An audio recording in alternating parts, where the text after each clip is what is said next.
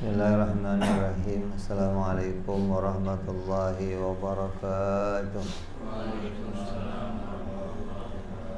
Al-Fatihah ila ruhi sayyidina habibina syafi'ina rasulillah sayyidina Muhammad ibn Abdullah sallallahu alaihi wa ala alihi wa ashabihi wa azwajihi wa dhurriyyatihi Allah ya'ali darajatihim fil jannah wa yanfa'una bi asrarihim wa anwarihim wa ulumihim wa nafadihim وبركاتهم في الدين والدنيا والآخرة ويجعلنا من حزبهم ويرزقنا محبتهم ويتوفنا على ملتهم ويحشرنا في زمرتهم بالعافية وسلامة لهم الفاتحة. أعوذ بالله من الشيطان الرجيم. بسم الله الرحمن الرحيم. الحمد لله رب العالمين الرحمن الرحيم مالك يوم الدين إياك نعبد وإياك نستعين اهدنا الصراط المستقيم صراط الذين أنعمت عليهم غير المغضوب عليهم ولا الضالين آمين. بسم الله الرحمن الرحيم. نويت تعلم وتعليم وتذكر وتذكير والنفع والانتفاع والإفادة والاستفادة والحث على التمسك بكتاب الله وسنة رسول الله صلى الله عليه وسلم والدعاء إلى الهدى والدلالة على الخير ابتغاء مرضاته وقربه وثوابه وحسن الخاتمة مع اللطف والعافية وصلاح العاقبة. Bismillahirrahmanirrahim. Alhamdulillahirabbil alamin. Salatu wassalamu ala asyrafil anbiya'i wal mursalin sayyidina wa habibina wa syafi'ina wa maulana Muhammadin wa ala alihi wa sahbihi ajma'in. Amma ba'du.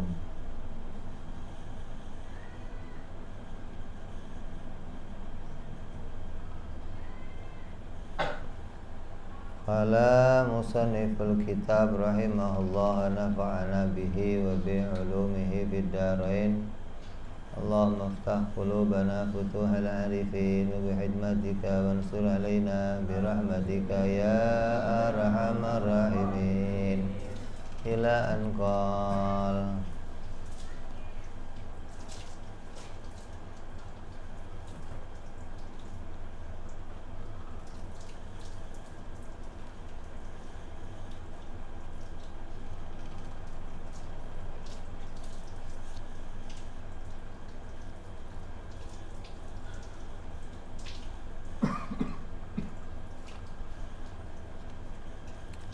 masih dalam pembahasan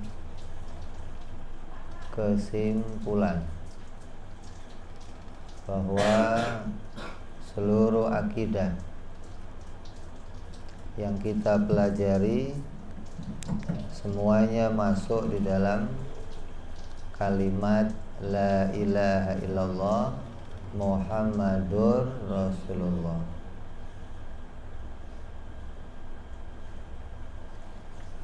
Kalau ada yang mengatakan, "Oh, nggak bisa dikumpulkan di situ," tinggalkan perdebatan tersebut. Jadi kalau digambarkan seorang ahli dan orang yang nggak ahli itu beda. Bedanya ahli itu apa? Bisa bongkar, bisa masang. Kalau nggak ahli,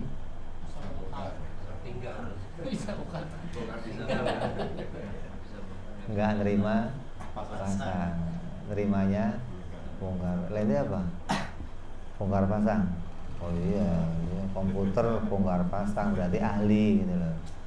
Kalau saya kasih komputer bongkar bisa, masang nggak bisa. Tinggal. Jadi dari awal la ilaha illallah itu kita bongkar. Jadi 50 akidah Kita kaji satu persatu wujud, qidam, baqa, mukhalafah, satu persatu kita kaji. Selesai kita kaji, paham tiap satu-satunya, udah. Kemudian kita kumpulkan lagi jadi satu, masuk ke dalam la ilaha illallah Muhammadur Rasulullah. Nah, semakin kamu sering bisa bongkar, bisa masang, bongkar, jadilah kamu ahli la ilaha illallah. Jadilah kamu ahli tauhid namanya. Karena ukurannya dinilai dari bisa mengerti satu persatunya isi di dalam dua kalimat syahadat. Sama kayak kamu dikasih radio, kamu bongkar nih, kamu mau ngajarin orang, maka akan kamu pisahkan satu-satu. Ini namanya dioda, ini IC, ini namanya kapasitor, ini tuning, ini dibongkar kan satu persatu. Kalau dibongkar semua, dikenali semua, terus pasang lagi, dirakit gitu loh, sampai jadilah radio kembali. Itu namanya ahli bongkar pasang gitu. Jadi yang udah kita kaji 50 akidah itu masuk semuanya ke dalam kalimat tauhid la ilaha illallah Muhammadur Rasulullah. Kemarin kita bahas yang pertama, masuknya, terkumpulnya sesuatu di dalam kalimat la ilaha illallah. Berapa? 11 sifat yang wajib. Kalau yang wajibnya 11, berarti mustahilnya juga 11. Nah kan yang kita kaji kan 20 sifat wajib, 20 sifat mustahil. Kalau wajibnya kita bagi 2, berarti mustahil bagi 2. Wajibnya 11 sifat masuk ke dalam la ilaha illallah. Dari mana masuknya? Dari kalimat Tuhan, dari kalimat uluhiyah, dari kalimat ilaha, tidak ada Tuhan. Dari kalimat Tuhanlah kita mau memasukkan tersebut.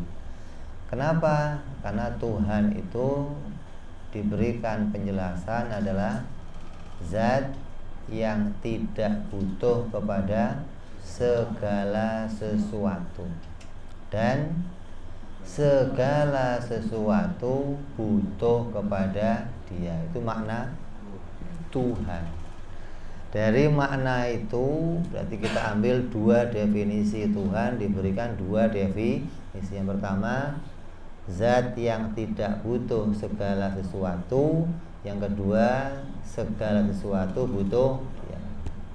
Lah, zat yang tidak butuh segala sesuatu itu lazimnya apa? Lazimnya pasti pada dirinya ada 11 sifat. Dengan ada 11 sifat ini, pasti zat itu enggak butuh segala sesuatu gitu. Setelah masuk yang wajib 11, masuk yang mustahil 11, ditambah lagi yang jaiz 1. Karena jaiz ini juga menunjukkan Tuhan tidak butuh kepada makhluknya. Makanya perbuatan bagi Allah di dalam menciptakan segala sesuatu hukumnya jaiz. Boleh saja Allah bikin, boleh saja Allah gak bikin. Kenapa? Karena Allah tidak butuh kepada makhluknya. Kalau butuh kepada makhluknya, maka pasti Dia menciptakan makhluknya. Karena Dia nggak butuh, maka bebas. Mau menciptakan boleh, tidak menciptakan juga boleh. Jadi hukumnya Allah menciptakan langit bumi adalah jaiz. Tandanya lazimnya perkara ini dengan berarti Allah tidak butuh kepada yang lain. yang lain termasuk kepada makhluknya. 11 tambah 11 berapa? 22. 22 tambah 1 23. Masuk ke dalam makna istighna atau maha kaya Allah secara mutlak. Maha kaya Allah tidak butuh kepada segala sesuatu. Jadi maha kaya itu maknanya tidak butuh, ghaniyu'an gitu. Kalau ghani doang itu ya memiliki sesuatu. Kalau ghaniyu'an maka berarti dia tidak butuh pada sesuatu. Ghaniyu istighna an kulli ma siwah. Berarti Allah itu ghani an kulli ma siwah, enggak butuh pada segala sesuatu selainnya Allah. Apa saja selainnya Allah?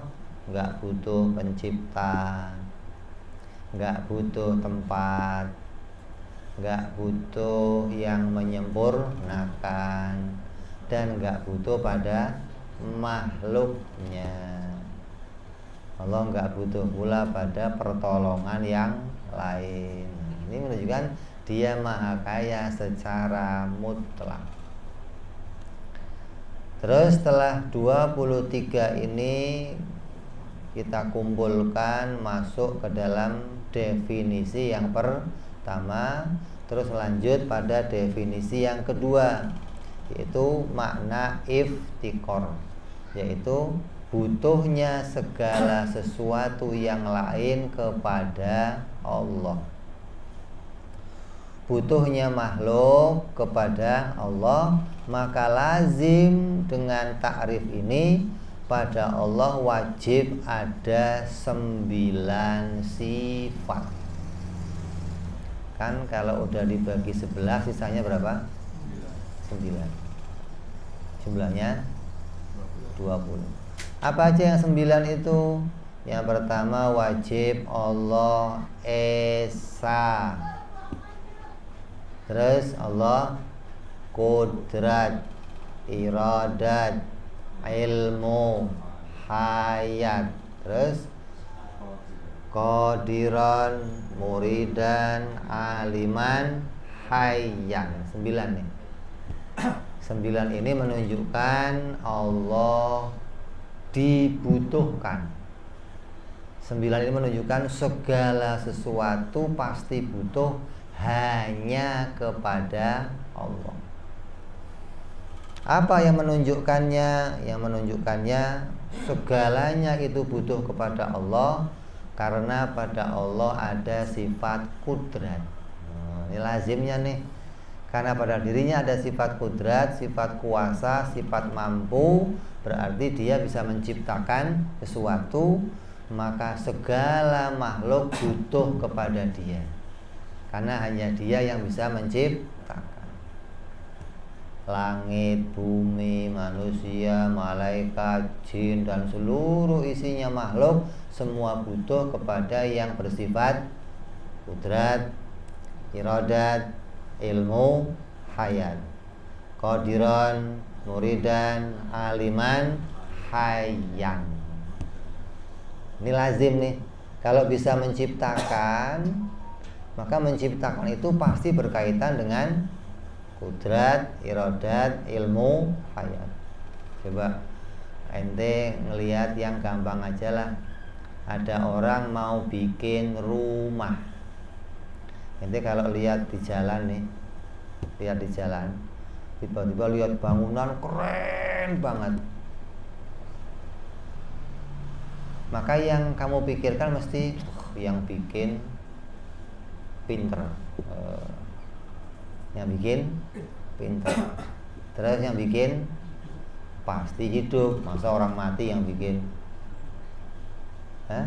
Terus yang bikin punya kehendak. Terus yang bikin pasti punya kemampuan. Itu mau bikin rumah aja harus ada ini. Dia punya kemampuan, dia punya kehendak, dia punya ilmu, dan dia pasti hidup. Ini lazimnya seseorang yang bisa mengerjakan sesuatu. Nah, Allah mengerjakan seluruhnya nih, langit, bumi, mengatur keberadaannya, munculnya sesuatu, tiadanya sesuatu, pergerakannya, diamnya, manfaat, madharat, semua yang ngatur adalah Allah. Maka pasti dia bersifat kudrat, iradat, ilmu, hayat. Kalau sudah ada sifat 4 ini, pasti pula dia qadiran, muridan, aliman, hayyan. Ini pasti. Jadi 8 ini menunjukkan dia maha kuasa untuk menciptakan segala sesuatu. Terus ditambah lagi Esa, yang punya kemampuan menciptakan itu hanya dia satu-satunya, nggak ada yang lain. Kalau ada yang lain gimana? Kalau ada yang lain gimana? Bisa saja butuhnya sesuatu ya terbagi 2 gitu loh. Nggak semuanya pada dia. Umpamanya yang bikin alam ini kok 3, berarti butuhnya nanti 3. Yang satu bikin siang, umpamanya yang satu bikin malam, yang satu bikin apa lagi? Pagi atau sore gitu. Berarti nanti yang makhluk yang di malam hari butuhnya sama yang bikin malam. Makhluk yang di siang hari butuhnya sama siang. Kalau yang bikin ada lebih dari 1. Tapi kalau yang bikin lebih dari 1 gimana? Ya nggak mungkin alam ini terjadi, gitu loh. Andai yang bikin langit bumi itu nggak 1, maka langit bumi ini nggak akan pernah muncul. Di Quran Allah katakan, laukana fihi ma'alihatun illallah la fasadata. Andai di muka bumi ini ada Tuhan selain Allah, maka akan hancurlah muka bumi ini. Kalau ada Tuhan selain Allah. Kenapa? Karena kalau ada 2 Tuhan, kemungkinannya bisa berantem, bisa kerja sama. Sip. Hah? Ada bisnya 1 nih, supirnya 2. Gimana? Nyerepin paling. Lu nyerepin ya, ini gua dulu yang nyetir dari sini sampai ke Semarang. Habis Semarang gantian ente. Berarti ketika yang satu kerja, yang satu nganggur. Ada Tuhan nganggur? Hah? Kalau kerjanya sip-sipan tuh. Kalau kerjanya bareng, umpamanya satu bikin urusan langit, satu bikin urusan bumi. Yang dibikin di langit dikuasai Tuhan yang langit, yang dibikin di bumi dikuasai Tuhan bumi. Seperti pemahamannya orang-orang di luar agama Islam. Ada dewa yang menguasai air, ada dewa yang menguasain api, ada dewa yang menguasain bumi, ada dewa yang menguasain langit, ada. Kalau memang begitu, berarti kekuasaannya terbatas.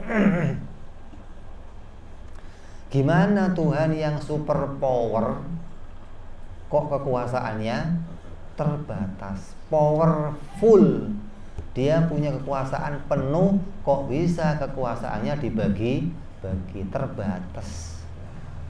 Oh, saya ngurusin ini aja dah, berarti yang lain gak diurusin. Berarti dia bukan powerful, dia gak bersifat kudrat, dia nggak bersifat mampu secara mutlak. Jadi nggak mungkin nih kalau Tuhan itu ada dua, yang dua itu kerjasama atau bagi tugas atau sipan, nggak mungkin nih. Atau kerjanya bareng deh, satu barang dibikin dua, bisa nggak? Satu barang tapi yang bikin dua, mungkin nggak? Kerjasama gitu, nggak mungkin. Contohnya apa? Satu pena itu kalau kamu pakai akan mengeluarkan satu coretan. Coba kamu pakai dua pena, biar keluarnya satu coretan, bisa nggak? Ambil dua pena, ditempelin bareng, bikin huruf A. Ada berapa A-nya? 2. Nggak mungkin dua pena bisa bikin satu, nggak bisa. Pasti jadinya akan dua makhluk. Tapi nyatanya alam ini semuanya satu. Kamu satu, saya satu, matahari satu, bulan satu. Nah kalau jadinya satu berarti yang bikin pasti satu. Itu. Kalau yang bikin dua gimana? Kalau yang bikin dua hasilnya pasti dua. Masa hasilnya satu gimana? Yang bikin dua nih, ya hasilnya dua. Kalau dua pencipta kok bisa bikin satu, maka mustahil. Alamnya nggak mau wujud. Dua ayam mengeluarkan satu telur, bisa nggak? Ngeden bareng namanya. Ada dua ayam nih, betina semua nih, ngeden bareng ngeluarin satu telur. Itu gimana keluarnya? Setengah-setengah gitu. Ada dua emak mengeluarkan satu bayi, bisa? Nggak bisa. Kalau ada satu bayi pasti keluar dari satu emak. Kalau ada satu telur pasti keluar dari satu ayam. Nah kalau satu ayam itu jangankan satu telur, 1000 telur juga bisa gitu loh. Tapi satu ayam. Kalau dua ayam bikin satu telur aja nggak bisa gitu loh. Nggak akan hasil. Maka mustahil kalau Tuhan itu dua. Maka seluruhnya pasti butuhnya hanya kepada zat yang esa. Lah kalau Tuhan itu kok bermusuhan gimana? Ya berantem. Ada supir mobilnya satu, supirnya dua, terus duanya berebut. Mobilnya kemana jalannya kira-kira? Satu pengen lurus, satu pengen belok. Jadinya gimana? Bisa kemana-mana mobilnya gitu. Makanya kalau katakan kalau di jagat ini ada dua Tuhan mesti hancur gitu loh. Kenapa? Ketika keduanya kemampuannya kemauannya berbeda. Satu pengen bikin siang, satu pengen bikin, jadinya apa? Hancur dunia ini. Jadi nggak mungkin kalau Tuhan atau penguasa langit bumi ini ada 2, 3 atau lebih. Andai kok penguasa alam ini 2 tapi bagi tugas, berarti kekuasaannya hanya separuh. Masa Tuhan menguasainya cuman separuh? Itu Tuhan beneran apa Tuhan-Tuhanan gitu. Kalau kekuasaannya separuh sama kayak ente dong. Makhluk kan begitu, satu bisa ini, yang satu bisa ini, yang satu bisa ini. Nggak ada makhluk saya bisa semuanya, nggak ada. Nah kalau Tuhan kok juga begitu, berarti sama kayak makhluk dong, gimana? Makanya selain kudrat, iradat, ilmu, hayat sama basor, kudrat, iradat, ilmu, hayat, qadiron, muridan, aliman, hayyan, 8 ditambah lagi sifat wahdaniyah. Penciptanya harus satu. Ketika penciptanya satu, berarti semuanya hanya butuh kepada Dia. Maka jadilah makna iftikar kullu syai' ilaihi. Butuhlah segala sesuatu kepada Dia. Gitu loh. Maka masuklah 9 sifat kepada takrif yang kedua. Kalau wajibnya ada 9, berarti mustahilnya juga ada 9. 9 tambah 9 berapa? 18. 18 tambah 23 berapa? 41. Pas berarti tuh. Yang wajib 20, mustahil 20, jaiz 1. Jumlahnya 41. 41 kita bagi 2, masuk dalam maknanya istighna. 23 masuk dalam maknanya iftikar. 18. Ini pembagian yang ringkas, pembagian yang mudah namanya. Maka ketika kamu mengucapkan kalimat la ilaha illallah, ketika nyebut tidak ada Tuhan, masuklah pikiran kamu, oh Dia adalah zat yang segalanya butuh sama Dia, dan Dia tidak butuh pada yang lainnya. Dan zat yang begitu hanya ada Allah. Setiap nyebut ngomong kalimat Allah, nyebut kalimat Tuhan, langsung ingat ini nih. Oh, Dia adalah zat yang gak butuh segalanya, dan segalanya butuh sama Dia. Ketika tafakur lagi, kenapa Dia gak butuh segalanya? Oh, karena Dia wujud, wajibul qidam, masuk langsung teringat. Apa yang kita kaji selama ini mudah diingat ketika sudah dikumpulkan kembali dalam kalimat la ilaha illallah. Tapi kalau kamu nggak bisa mengumpulkan ini untuk mengingat sifat-sifat Allah, ya repot. Nah, wong sifatnya banyak, gimana cara ngingetnya? Maka ulama memberikan kita kemudahan. Mereka mengumpulkan semua kalimat ini masuk dalam maknanya satu kata. Coba semua ini 41 itu masuk dalam satu kata. Apa? Kalimat Tuhan, kata Tuhan, atau ilahi, atau uluhiyah. Maka kalau kamu sudah paham Tuhan itu maknanya adalah zat yang gak butuh segalanya, segalanya butuh pada Dia, kemudian kita masukkan ke dalam kalimat tauhid. Jadinya makna gimana? Tidak ada zat yang tidak butuh kepada segala sesuatu, dan segala sesuatu membutuhkan Dia, itu hanya Allah. Ini takrif dari orang-orang mutakallim, takrif dari orang-orang mutakallimun, orang-orang yang ahli di dalam ilmu tauhid, dalam usulul aqidah.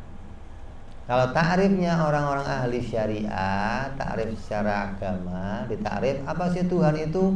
Zat yang berhak untuk disembah. Jika masih pakai takrif ini masih belum jelas lah, yang berhak disembah yang kayak apa gitu loh, masih nanya lagi. Oh, yang berhak disembah yang gak butuh pada yang lain, dan yang lain butuh pada Dia. Karena kalau pakainya takrif yang berhak disembah, takrif ini nggak bisa memasukkan seluruh akidah, gitu loh. Takrif ini nggak bisa mewakili seluruh akidah untuk masuk ke dalamnya. Maka ulama memilihkan takrif yang lain agar semua akidah ini bisa masuk dalam satu kalimat, hingga kamu mudah untuk mengingatnya.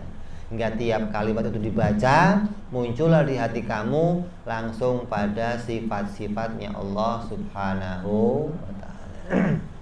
Nyambung nggak? Sampai sini paham? Nyambung? Nyambung apa bingung? Insya Allah ya. Jadi selesai kita membahas 41 akidah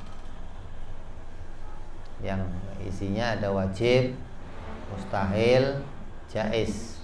Yang 41 ini masuk di dalam kalimat la ilaha illallah Muhammad la ilaha illallah.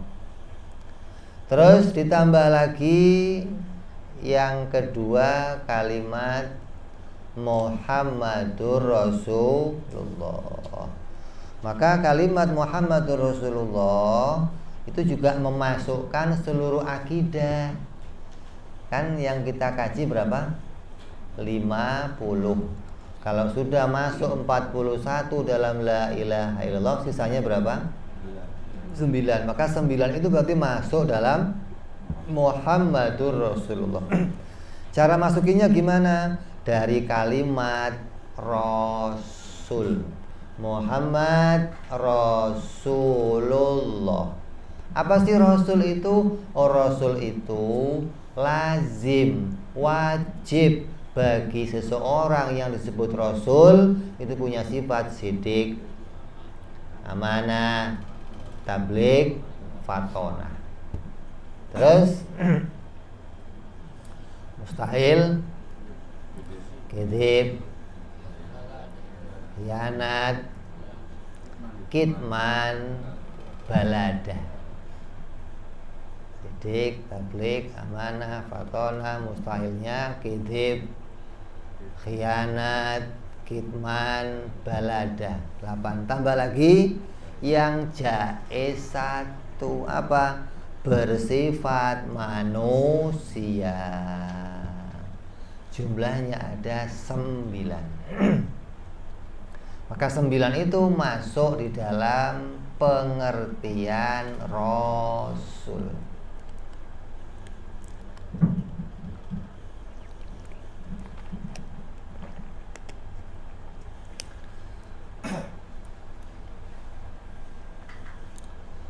Maka kalau kamu sudah bisa memasukkan makna Rasul ketika nyebut Muhammadur Rasulullah, maka teringatlah 9 sifat ini bagi para Rasul.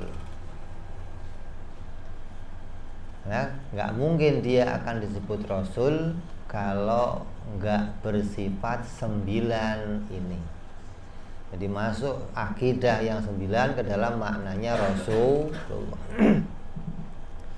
Kalau sudah kamu paham yang 9 ini, 4 yang wajib, 4 yang mustahil, 1 yang jaiz, masuk dalam maknanya Rasul, berarti lengkaplah semua akidah yang 50 masuk dalam la ilaha illallah Muhammadur Rasulullah.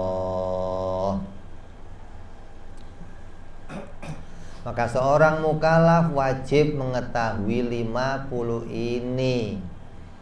Seorang mukallaf wajib bisa memasukkan 50 akidah ini ke dalam la ilaha illallah Muhammadur Rasulullah.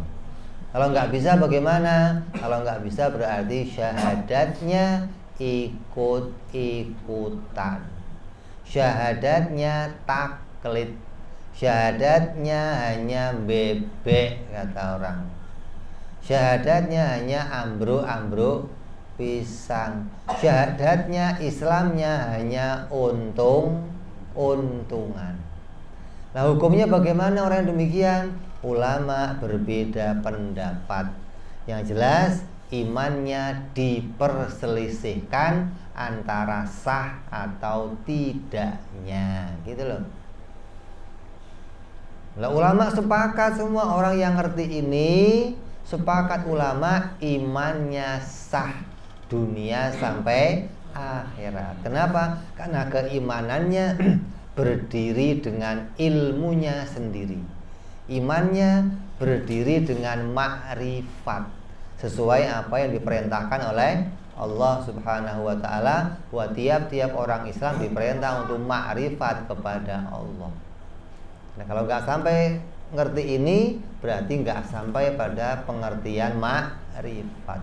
Ketika dia nggak ma'rifat, maka ulama berbeda pendapat tentang sahnya keimanannya. Ada yang ngomong sah tapi dosa. Minim-minimnya itu sah tapi dosa. Ada yang kata lagi enggak sah, berarti imannya diperselisihkan. Nah, seorang yang imannya diperselisihkan, maka ya enggak ada jaminan akan keselamatannya. Maka yang paling enak jangan cari sesuatu yang khilaf, gitu loh. Cari sesuatu yang enggak khilaf, yang ulama semua sepakat bahwa yang ngerjain itu dihukumi sah. Ya, sholat satu pakai kunut, satu enggak pakai kunut. Yang ngomong kunut sunnah berarti boleh ditinggal. Sunnahnya sunnah apa? Abad. Kalau yang ngomong sunnahnya hayat, boleh nggak diganti, gitu loh. Lah, yang ngomong sunnahnya sunnah hayat, berarti kalau ditinggalkan diganti dengan sujud sahwi. Ada yang ngomong, oh kalau ditinggalkan nggak apa-apa. Nah, yang enak bagaimana? Yang milih yang hayat, gitu loh. Anda yang benar, yang milih yang abad. Anda yang hayat yang benar, oh boleh ditinggalkan, tetap kamu dapat pahala, gitu loh. Anda yang hayat yang benar, yang ninggalin rugi, begitu mestinya. Jadi milih yang pinter kalau milih apa-apa itu. Sama dengan juga pekerjaan-pekerjaan yang lainnya. Jadi jangan milih yang itu dikhilafkan oleh ulama, milih yang ulama bersepakat. Jangan sampai nanti rugi. Kayak orang-orang Syiah mengatakan sholat Jumat hukumnya sunnah. Kita ngomong hukumnya apa? Wajib. Lah kalau dia ngomong hukumnya sunnah tapi enggak ngerjain, berarti kan boleh ngerjain, boleh enggak. Lah kita hukumnya apa? Wajib, berarti pasti ngerjain. Andai yang bener dia, kita untung, selalu ngerjain. Lah kalau yang bener kita, nah dia yang rugi, gitu loh maksudnya. Jadi milih sesuatu itu yang untung terus. Kayak ini, ngaji tauhid itu ada yang ngomong ya boleh ngaji boleh enggak. Lah Anda yang bener yang boleh ngaji boleh enggak, terus kita kok ngaji, kita untung sudah ngaji. Anda yang bener yang ngomong wajib ngaji, terus dia enggak ngaji, kan rugi dia, gitu loh. Jadi biar iman kamu enggak dikhilafkan, pondasi iman kamu harus pakai makrifat, kenal kepada Allah. Lah batasannya apa? Batasannya ngerti 50 akidah ini. Nah, untuk jadi ahlinya gimana? Untuk jadi ahlinya kamu bisa bongkar dan kamu bisa memasangnya kembali. Bisa tahu perinciannya wujud. Buktinya apa? Allah wajib wujud. Kidam, buktinya apa? Allah wajib kidam. Bako, buktinya apa? Allah wajib bako. Sampai mutakaliman ngerti jelas, baru 50 ini masuk kembali dalam 2 kalimat syahadat. Terus kalimat Muhammadur Rasulullah, kata Kiai Soleh, itu juga memasukkan pula dalam kalimat itu apa? Perkara-perkara yang lainnya. Jadi yang 4 tadi, 4 tambah 4 tambah 1, masih ada tambahannya nih. Kalau di dalam kitab ini, apa tambahannya? Yang pertama tentang wajibnya sholat 5 waktu. Terus wajibnya zakat, rukun Islam masuk semua nih. Wajibnya puasa, wajibnya haji dan umroh. Ditambah lagi wajib iman kepada para nabi yang jumlahnya ada 124.000. Ditambah lagi iman kepada rasul yang jumlahnya ada yang mengatakan 313, ada yang mengatakan 314, ada yang mengatakan 315. Ditambah lagi iman kepada para malaikat. Ditambah lagi iman kepada kitab-kitab Allah yang jumlahnya ada 104 kitab yang berupa kitab, ada yang berupa suhuf, lembaran-lembaran. Ditambah lagi iman kepada hari akhir yang dimulai dari tiupan sangkakala sampai nanti masuknya surga. Ditambah lagi adanya yaitu hari di mana Allah membangkitkan dan menghidupkan kembali seluruh makhluknya dengan ajza'ul khalq, dengan bagian-bagian dari anggota tubuh, dan awaridil khalq, sifat-sifat makhluk kembali ada setelah tadinya tiada. Di hari kiamat itu percaya dari mulai adanya tiupan sangkakala, dan percaya bahwa semua makhluk yang sudah mati tubuhnya akan dibangkitkan kembali dan sifat-sifatnya akan dimunculkan kembali. Yang tadinya nggak ada dimunculkan kembali oleh Allah menjadi ada. Berarti jumlahnya ada 10. Ini tambahan yang masuk dalam maknanya Muhammadur Rasulullah, yaitu rukun Islam dan rukun iman. Maka 10 tadi kalau ditambah yang 50 jumlahnya ada 60.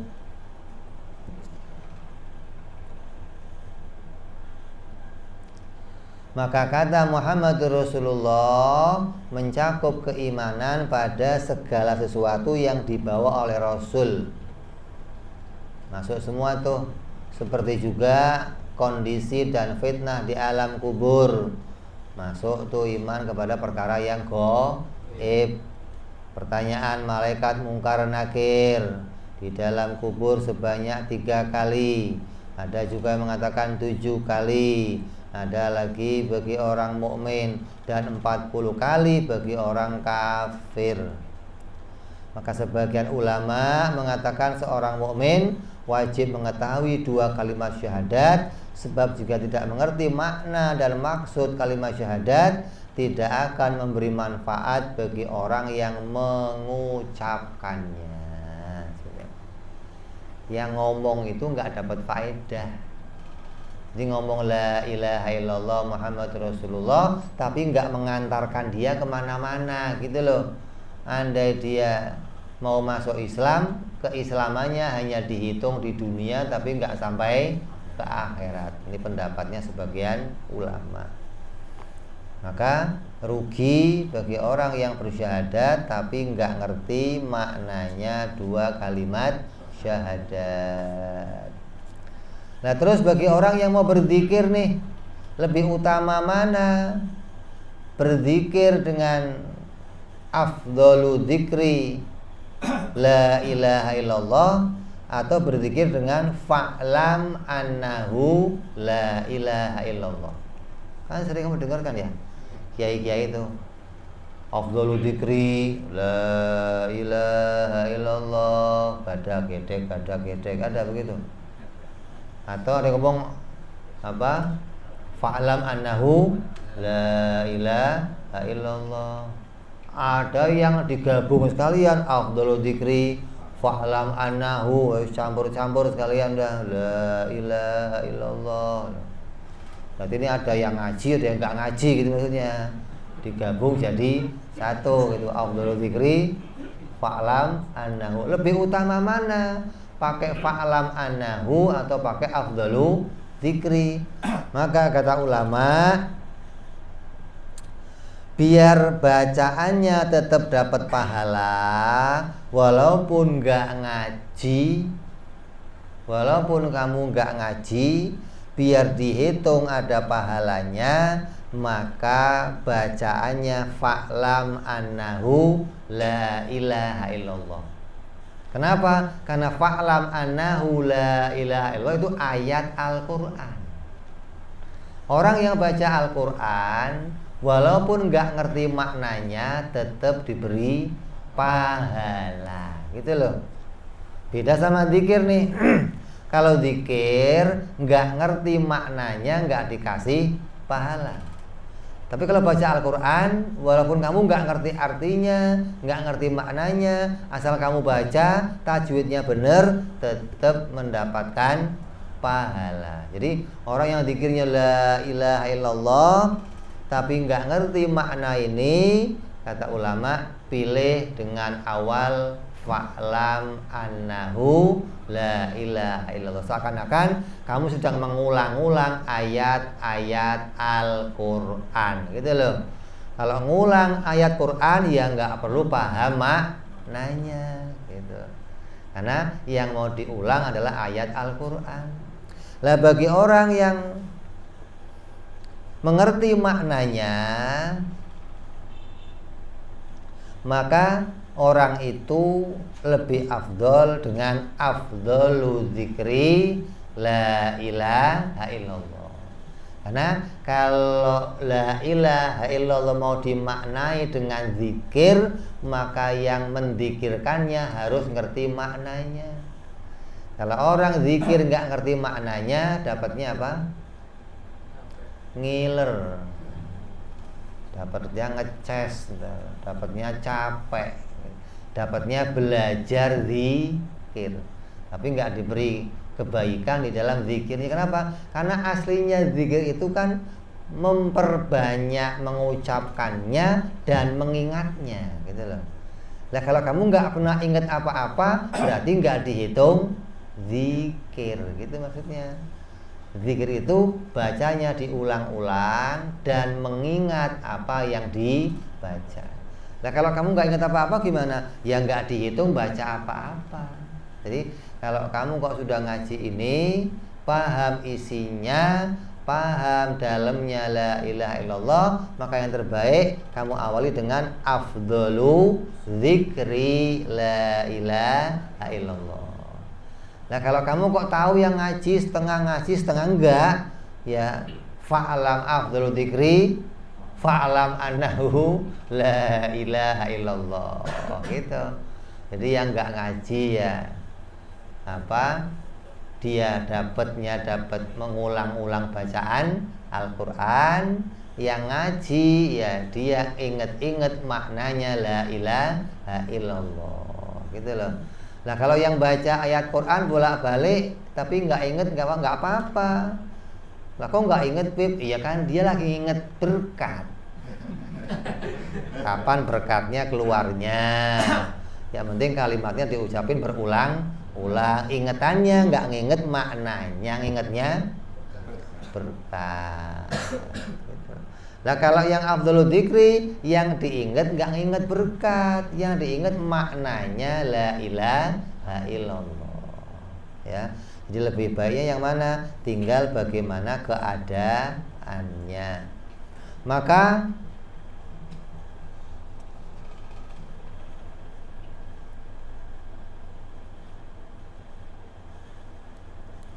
ini makna lain lagi nih yang kita nggak cocok nih.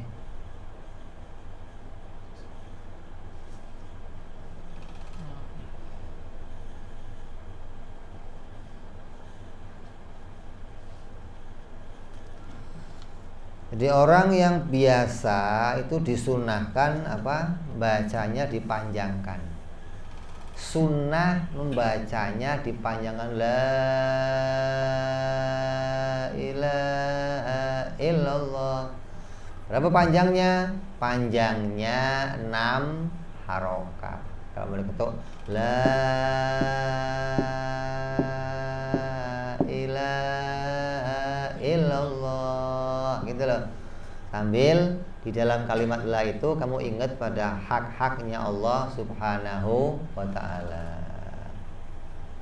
Maka bagi orang yang mendekati ajal tidak memanjangkan kalimat alifnya, gitu loh maksudnya.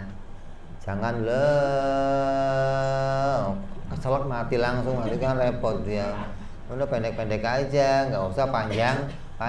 Begitupun bagi orang yang baru masuk Islam.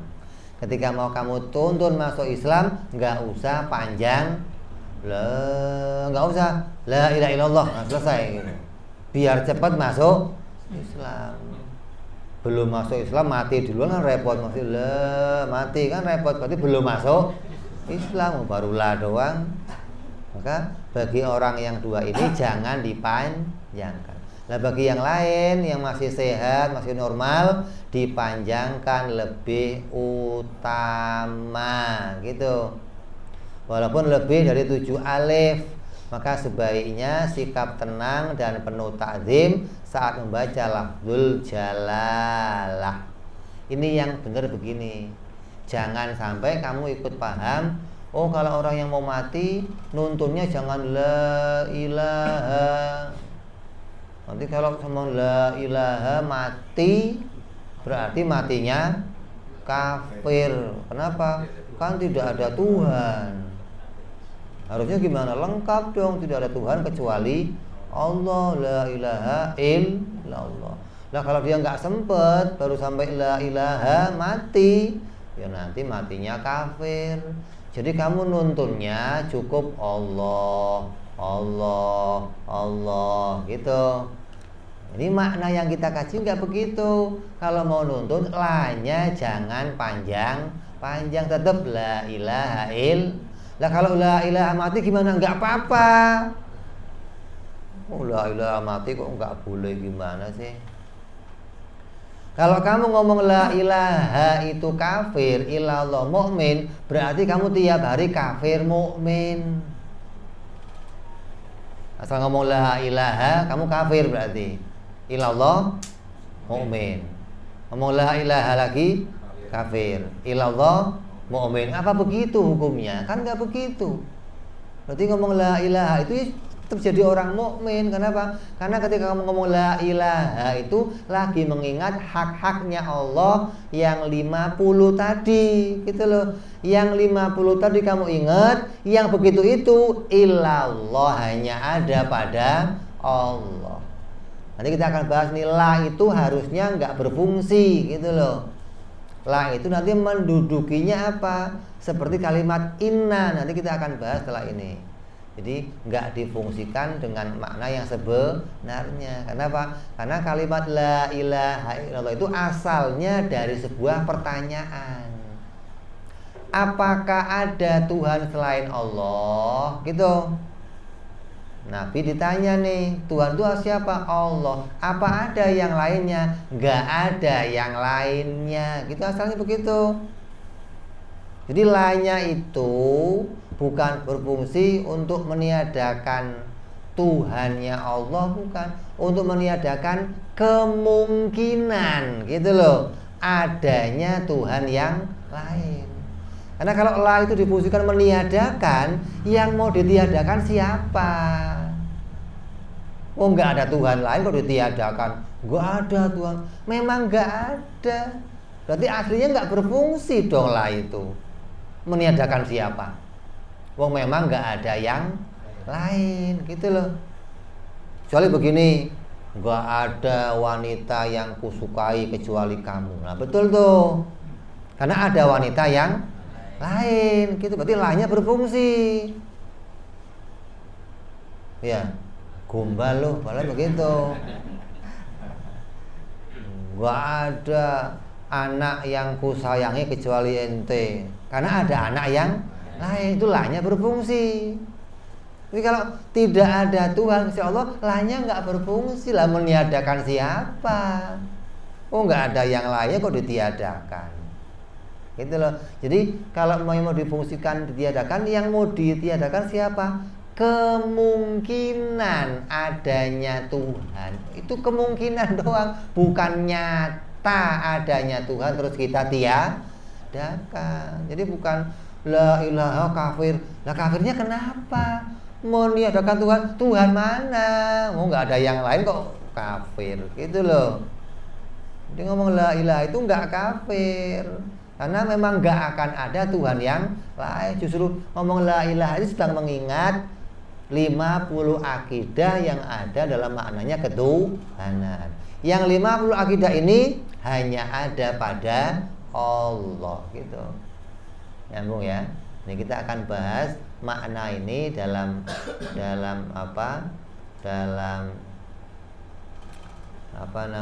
kajian nahwunya nanti insyaallah yang akan datang. I'rabnya gimana sih gitu loh. I'rabnya la ilaha illallah gimana kita akan kaji nanti setelah yang akan datang ini insyaallah. Jadi ini kesimpulan 50 akidah semuanya masuk ke dalam la ilaha illallah Muhammadur Rasulullah, ditambah lagi rukun iman, rukun Islam, jadinya ada 60. Mudah-mudahan ini tertancap dalam hati kita, dalam sanubari kita. Allah kuatkan iman kita, Allah kokohkan hati kita, dan kita bawa ini dalam kehidupan kita sampai hari kematian kita insyaallah. Amin ya rabbal ala hadhihi niyyah wa ala niyyatin shalihah wa ila hadratin nabi. Al-Fatihah. A'udzu billahi minasy syaithanir rajim. Bismillahirrahmanirrahim. Alhamdulillahirabbil alamin arrahmanir rahim maliki yaumiddin. Iyyaka na'budu wa iyyaka nasta'in ihdinas siratal mustaqim. Siratal ladzina an'amta 'alaihim ghairil maghdubi 'alaihim waladdallin. Amin. Ya Rabbana tarabna bi'ana naqtarabna على لظى أشرابنا فتوب علينا توبة تغسل لكل عوبة أوراتي وآمن رواتي واغفر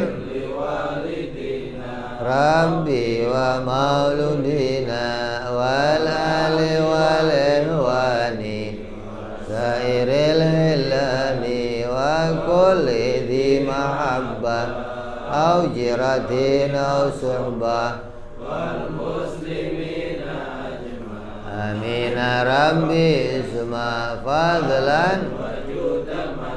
لا باكتساب منا بالمصطفى رسولي صلى وسلم ربي wa alihi wa sahbihi bada tansi suhbi walhamdulillahi bil badi wa tanahi. Alhamdulillahi rabbil alamin. Assalamualaikum warahmatullahi wabarakatuh.